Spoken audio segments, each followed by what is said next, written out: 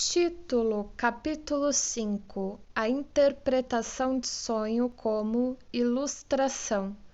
Uma investigação de estados estáveis normais em que as fronteiras do ego são resguardadas contra o id mediante resistências, anticatexias, e se aguentam firmes, e nos quais o superego não se distingue do ego por trabalharem juntos harmoniosamente. Travessão.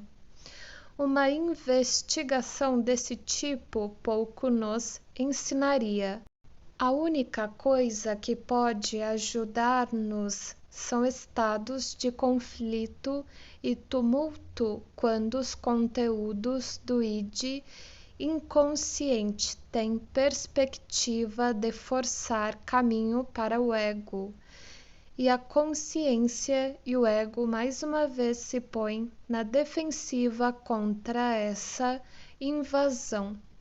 É somente nestas condições que podemos fazer as observações que confirmarão ou corrigirão nossas afirmações sobre os dois parceiros. Ora, nosso sono noturno é precisamente um estado desse tipo, e por essa razão a atividade psíquica durante o sono, que percebemos como sonhos, é o nosso objeto de estudo mais favorável. Dessa maneira, também evitamos a acusação costumeira de basearmos nossas construções da vida mental normal em achados patológicos, pois os sonhos são ocorrências comuns na vida de uma pessoa normal, por mais que suas características possam diferir das produções de nossa vida desperta. Os sonhos, como todos sabem, podem ser confusos, ininteligíveis ou positivamente absurdos. O que dizem pode contradizer tudo o que sabemos da realidade, e comportamo-nos neles como pessoas insanas, visto que, enquanto estamos sonhando, atribuímos realidade objetiva ao conteúdo do sonho. Encontramos nosso caminho para a compreensão e interpretação de um sonho, presumindo que o que lembramos como sendo sonho depois de termos acordado não é o verdadeiro processo onírico, mas apenas uma farsa por trás da qual esse processo jaz escondido. Aqui temos a nossa distinção entre o conteúdo manifesto de um sonho e os pensamentos oníricos latentes. O processo que produz aquele a partir desse é descrito como elaboração onírica. O estudo da elaboração onírica nos ensina, através de um exemplo excelente, a maneira como o material inconsciente oriundo do id, originalmente inconsciente, e da mesma maneira inconsciente, reprimido, força seu caminho até o ego, torna-se pré-consciente e, em consequência da oposição do ego, experimenta as modificações que conhecemos como deformação onírica. Não existem aspectos de um sonho que não possam ser explicados dessa maneira. É melhor começar ressaltando que a formação de um sonho pode ser provocada de duas maneiras diferentes, ou o impulso instintivo que é comumente suprimido, um desejo inconsciente encontra durante o sono força suficiente para fazer-se sentido pelo ego, ou um impulso que sobrou da vida desperta uma sequência pré-consciente de pensamento com todos os impulsos conflitantes a ela ligados, recebe reforços durante o sono de um elemento inconsciente. Em resumo, os sonhos podem originar-se do id ou do ego. O mecanismo da formação de sonhos é, em ambos os casos, os mesmos e assim também a pré-condição dinâmica necessária. O ego dá prova de sua derivação original do id, fazendo cessar ocasionalmente suas funções e permitindo uma reversão a um estado anterior de coisas. Isto é, logicamente, desencadeado pelo rompimento das suas relações com o mundo externo e pela retirada de suas cadexias dos órgãos dos sentidos. Justifica-se, assim, dizermos que surge no nascimento o instinto de retornar à vida intrauterina que foi abandonada, o instinto de dormir. O sono é um retorno desse tipo ao útero, visto que o ego desperto governa a motilidade. Esta função é paralisada no sono e, por conseguinte, uma boa parte das inibições impostas ao id inconsciente torna-se supérflua. A retirada ou redução destas anticatexias dá assim ao id o que é agora uma liberdade inofensiva. As provas do papel desempenhado pelo id inconsciente na formação dos sonhos são abundantes e convincentes. A memória é muito mais ampla nos sonhos que na vida de vigília.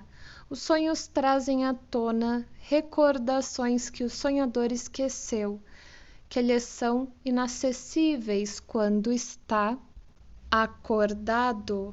B. Os sonhos fazem uso irrestrito de símbolos linguísticos cujos significados são, na maioria, desconhecidos da pessoa que sonha. Nossa experiência, contudo, permite-nos confirmar o seu sentido. Eles provavelmente originam-se de fases mais antigas do desenvolvimento da fala. C.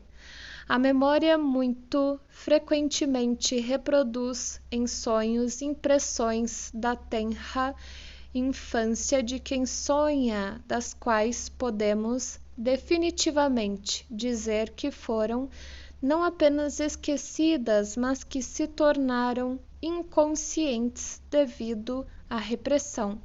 Isso explica o auxílio geralmente indispensável que nos é proporcionado pelos sonhos nas tentativas que fazemos durante o tratamento analítico das neuroses de reconstruir o início da vida do sonhador. D. Além disso, os sonhos trazem à luz material que não pode ter se originado nem da vida adulta de quem sonha, nem de sua infância esquecida. Somos obrigados a considerá-lo parte da herança arcaica que uma criança traz consigo ao mundo antes de qualquer experiência própria, influenciada pelas experiências de seus antepassados. Descobrimos a contrapartida desse material filogenético nas lendas humanas mais antigas e em costumes que sobreviveram Dessa maneira, os sonhos constituem uma fonte da pré-história humana que não deve ser menosprezada. Mas o que torna os sonhos tão valiosos para nos dar uma compreensão interna, insight, é a circunstância de que, quando o material inconsciente abre seu caminho para o ego, ele traz consigo as suas próprias modalidades de funcionamento. Isto significa que os pensamentos pré-conscientes em que o material inconsciente encontrou sua expressão são manejados no curso da elaboração onírica como se fossem partes inconscientes do id, e no caso do método alternativo de formação dos sonhos, os pensamentos pré-conscientes que obtiveram reforço de um impulso instintivo inconsciente são rebaixados ao estado inconsciente. Somente dessa maneira é que aprendemos as leis que regulam a passagem de acontecimentos no inconsciente e os aspectos em que diferem das regras que nos são familiares no pensamento desperto. Assim, a elaboração onírica é, essencialmente, um exemplo de trabalho inconsciente dos processos de pensamento pré-consciente. Tomando-se uma analogia da história, conquistadores e invasores governam um país conquistado não segundo o sistema jurídico que lá encontram em vigor, mas de acordo com o seu próprio. É, entretanto, um fato inequívoco que o resultado da elaboração onírica é uma conciliação. A organização do Estado não está, todavia, paralisada, e sua influência pode ser vista na distorção imposta ao material inconsciente e naquilo que são frequentemente tentativas muito ineficazes de dar ao resultado total uma forma tão demasiado inaceitável pelo ego, revisão secundária. Em nossa analogia, isso seria uma expressão da resistência contínua do povo derrotado. As leis que governam a passagem de acontecimentos no inconsciente e que assim vêm à luz são bastante notáveis e bastam para explicar a maior parte do que nos parece estranho nos sonhos. Acima de tudo, há uma tendência impressionante à condensação, uma inclinação para formar novas unidades a partir de elementos que em nosso pensamento de vigília certamente teríamos mantido separados. Em consequência disso, um elemento isolado do sonho manifesto frequentemente representa um grande número de pensamentos oníricos latentes, como se fosse uma alusão conjunta a todos eles, e em geral o âmbito do sonho manifesto é extraordinariamente pequeno em comparação com a riqueza de material de que se originou. Outra peculiaridade da elaboração onírica não inteiramente independente da anterior é a facilidade com que intensidades psíquicas catexias são deslocadas de determinado elemento para outro, de maneira que com frequência acontece que um elemento que era de pequena importância nos pensamentos oníricos apareça como o aspecto mais claro e, por conseguinte, mais importante do sonho manifesto, e vice-versa, que elementos essenciais dos pensamentos oníricos sejam representados no sonho manifesto apenas por ligeiras alusões. Ademais, via de regra, a existência de pontos em comum inteiramente insignificantes entre dois elementos é suficiente para permitir a elaboração onírica substituir um pelo outro em todas as operações ulteriores. É fácil imaginar quanto esses mecanismos de condensação e deslocamento podem aumentar a dificuldade de interpretar um sonho e de revelar as relações existentes entre o sonho manifesto e os pensamentos oníricos latentes. Dá prova da existência dessas duas tendências à condensação e ao deslocamento, nossa teoria infere que no id inconsciente a energia se acha num estado livremente móvel e que o id dá mais valor à possibilidade de descarregar quantidades de excitação do que a qualquer outra consideração. E nossa teoria faz uso dessas duas peculiaridades ao definir o caráter do processo primário que atribuímos ao id. O estudo da elaboração onírica nos ensinou muitas outras características dos processos do inconsciente que são tão notáveis quanto importantes, mas só devemos mencionar aqui algumas delas. As regras que regem a lógica não têm peso no inconsciente. Ele poderia ser chamado de reino do ilógico. Impulsos com objetivos contrários coexistem lado a lado no inconsciente, sem que surja qualquer necessidade de acordo entre eles, ou não tem nenhuma influência um sobre o outro, ou se tem, nenhuma decisão é tomada, mas acontece um acordo que é absurdo, visto envolver detalhes mutuamente incompatíveis.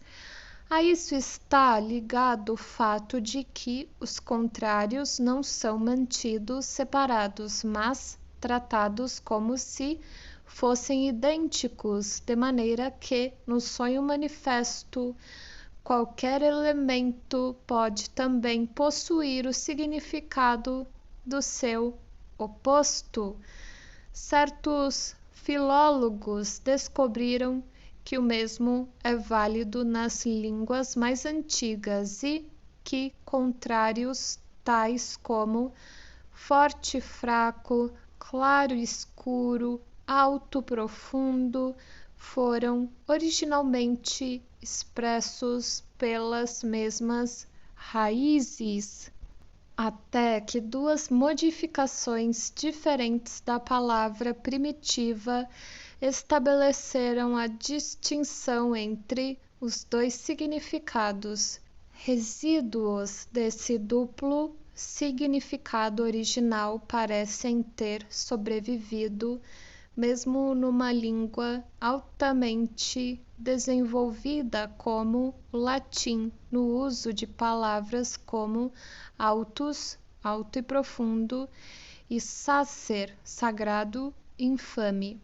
Moses and Monotheism, página 121.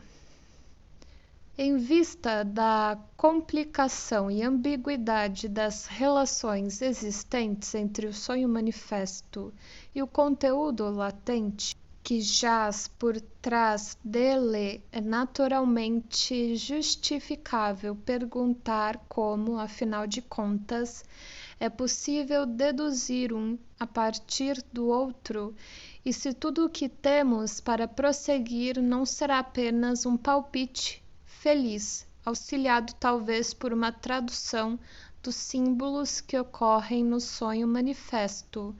Pode-se dizer em resposta que na grande maioria dos casos o problema pode ser satisfatoriamente solucionado, mas somente com a ajuda das associações aos elementos do conteúdo manifesto feitas pelo próprio sonhador. Qualquer outro procedimento é arbitrário e não pode produzir resultado certo, mas as associações do sonhador trazem à luz ligações intermediárias que podemos inserir na lacuna entre os dois, entre o conteúdo manifesto e o latente, e com o auxílio dos quais podemos restabelecer o conteúdo latente do sonho e interpretá-lo.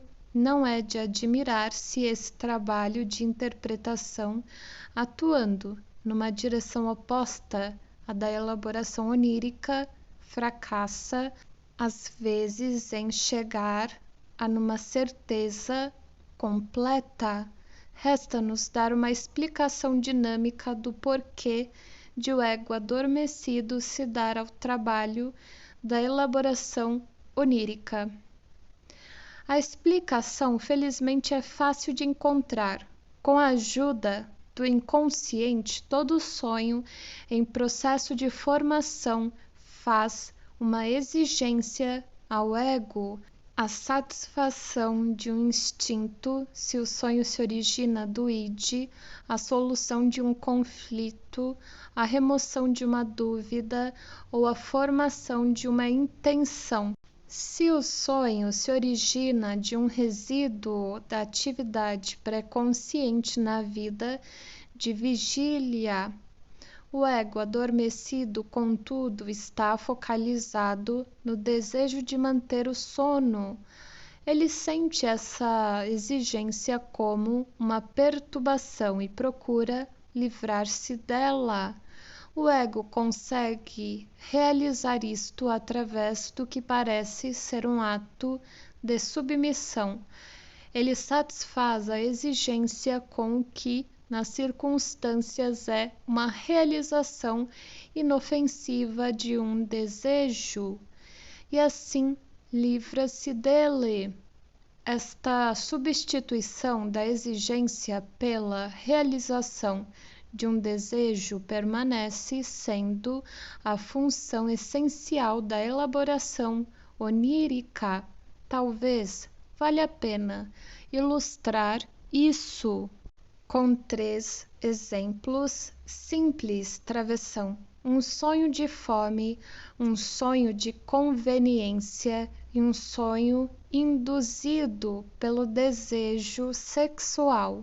Uma necessidade de comida faz-se sentir numa pessoa que sonha durante o sono.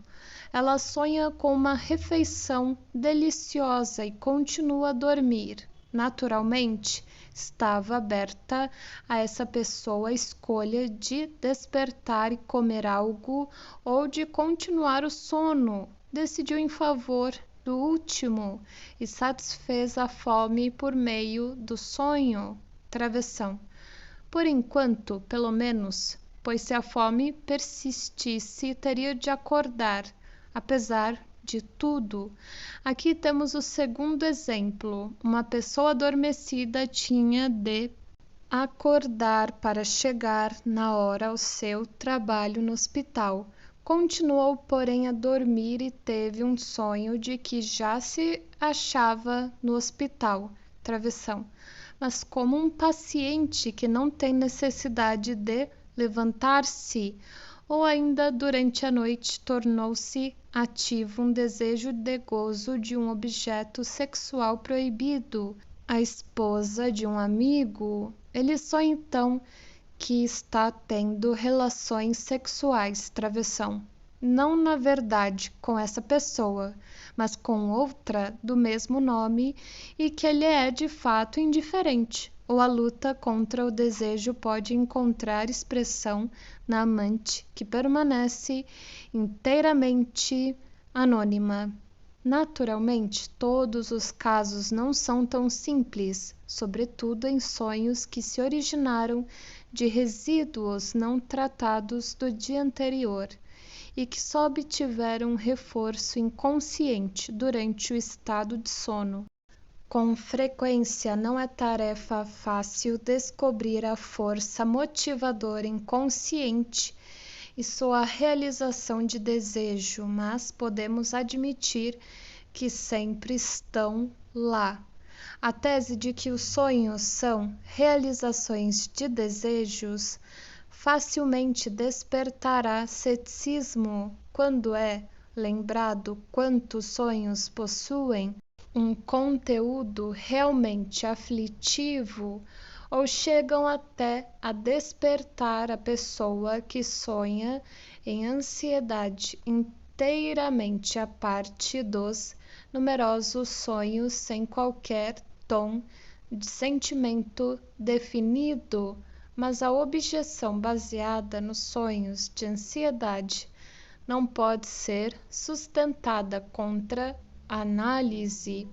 Não se deve esquecer que os sonhos são invariavelmente o produto de um conflito, que eles são uma espécie de estrutura de conciliação, algo que é uma satisfação para o id inconsciente. Pode, por essa mesma razão, ser causa de ansiedade para o ego. À medida que a elaboração onírica progride, às vezes o inconsciente pressiona com mais êxito e outras o ego se defende com maior energia. Os sonhos de ansiedade são, muitas vezes, aqueles cujo conteúdo experimentou a menor deformação. Se a exigência feita pelo inconsciente é grande demais para que o ego adormecido esteja em posição de desviá-la pelos meios à sua disposição. Ele abandona o desejo de dormir e retorna à vida desperta. Estaremos tomando toda experiência em consideração se dissermos que o sonho é invariavelmente uma tentativa de livrar-se de uma perturbação do sono por meio de uma realização de desejo, de maneira que o sonho é um guardião do sono. A tentativa pode alcançar êxito mais ou menos completo, pode também fracassar, e nesse caso a pessoa acorda, ao que parece despertada precisamente pelo sonho. Do mesmo modo, também existem ocasiões em que aquela excelente pessoa, o vigia noturno, cuja missão é guardar o sono da cidadezinha, não tem outra alternativa senão fazer soar o alarma e despertar a população adormecida. Encerrarei estas considerações com um comentário que justificará o tempo que concedi ao problema da interpretação de sonhos. A experiência mostrou que os mecanismos inconscientes que viemos a conhecer através do estudo da elaboração onírica e que nos forneceram a explicação da formação dos sonhos também nos auxiliam a entender os enigmáticos sintomas que atraem nosso interesse para neuroses e psicoses. Uma semelhança dessa espécie não pode deixar de despertar grandes esperanças em nós.